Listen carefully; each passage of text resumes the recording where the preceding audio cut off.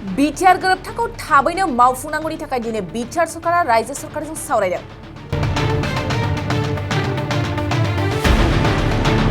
नंगौ, दिनैसिम 3 बोसोर बाबेनलांदोंब्लाबो Btr गोरोबथानि दफाफोरा 50% मावफुंजायाखै।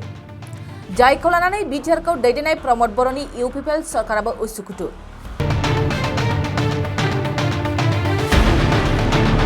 मख'नो गोनांदि Btr गोरोबथाखौ खालामनाय सागानगिरिफ्राबो दिनै गोबां खेब गोरोबथानि दफाफोरखौ मावफुंनांगौनि थाखाय रायजो सरकार आरो मिरु सरकारजों सावरायबाय थादोंब्लाबो दिनैसिम आबुङै जाफुंसारनायखौ नुनो मोनाखै।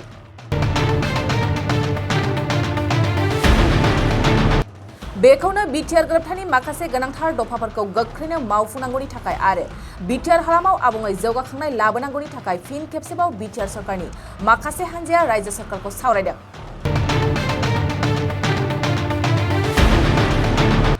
दिनै रायजोनि गिबि मन्थ्रि हिमन्त बिश्व शर्मानि मावख'आव बै गोनांथार आयदाफोरखौनो लानानै सावरायलायदों।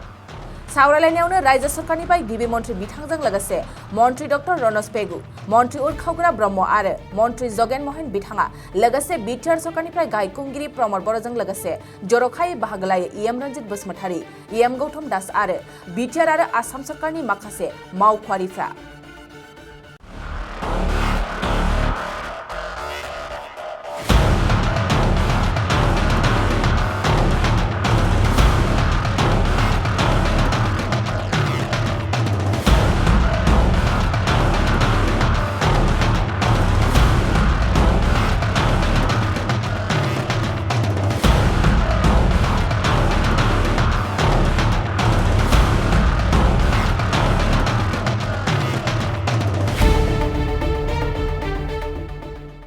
मोनसे गोजोनथाव खौरां, 2023-24 सोलोंथाइ बोसोरनि थाखाय 11-12 थाखोनि गोदानै मुं थिसननाय लानानै फैदों बाक्सा जिल्लानि सालबारि बाजारनि साखाथियाव थानाय सेन्ट जेभियार्स इंलिश स्कुला।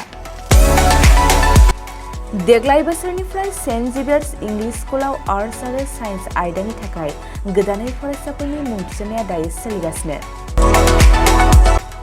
बे फरायसालियाव मुं थिसननाया बेसेन नाङै जागोन आरो डेभेलपमेन्ट फिसा 1000, दानफ्रोमबो टिउसन फिसा 1500 रांखौ फरायसानिफ्राय लानाय जागोन। बेजों लोगोसेनो जायफोर फरायसाया मेट्रिकआव 90% बांसिन मोननाय आरो बिपिएल कार्ड थानाय फरायसाया बेसेन नाङाजासेनो मुं थिसननो हागोन। बबेखानि 80% बांसिन नम्बर लानानै उथ्रिनाय आरो बिपिएल कार्ड थानाय फरायसाफ्रा मुं थिसननायाव 50% फ्रि जागोन। बेबादिनो उननि जौखोन्दो लानानै उथ्रिसारनाय आरो बिपिएल कार्ड थानाय फरायसाफोरनो रेहाय होनाय जादों। लोगोसे बे फरायसालियाव फरायसाफोरनि थाखाय हस्टेलनि खाबुबो दं।